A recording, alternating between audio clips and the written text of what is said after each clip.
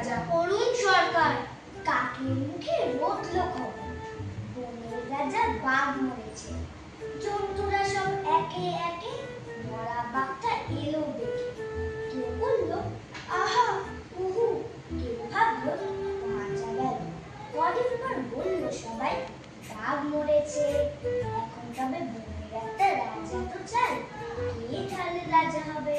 শিয়াল শুনে চুপি চুপি মাথায় দিয়ে গাধার লাফিয়ে উঠে সিংহাসনে ডাকলো বুয়া হুক্কারাবে, বলল সেই রাজা হবে।